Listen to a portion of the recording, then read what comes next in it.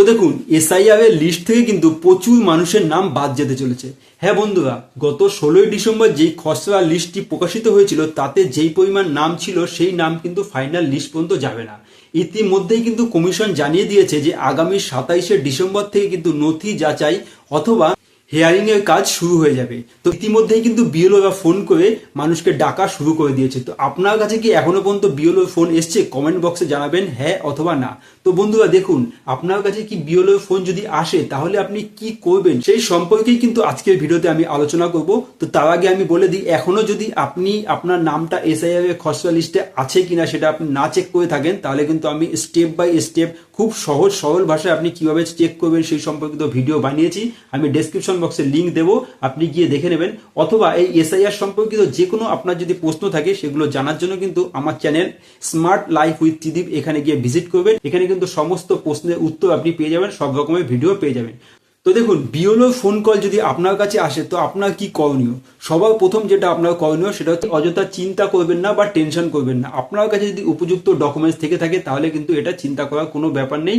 আপনাকে শুধু কয়েকটা স্টেপ ফলো করতে হবে। তার মধ্যে সবথেকে গুরুত্বপূর্ণ যেটা স্টেপস প্রথম সেটা হচ্ছে কি আপনার মোবাইল নাম্বার।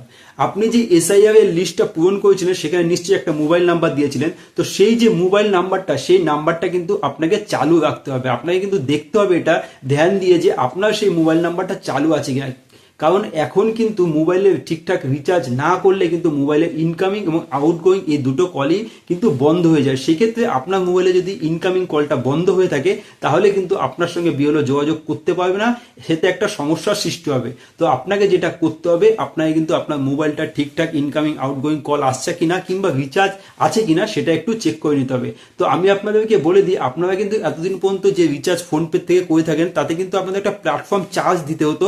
আপনারা যে টাকাটা রিচার্জ করবেন তার সাথে সাথে কিন্তু আপনাদেরকে কিছু এক্সট্রা পেও করতে হতো।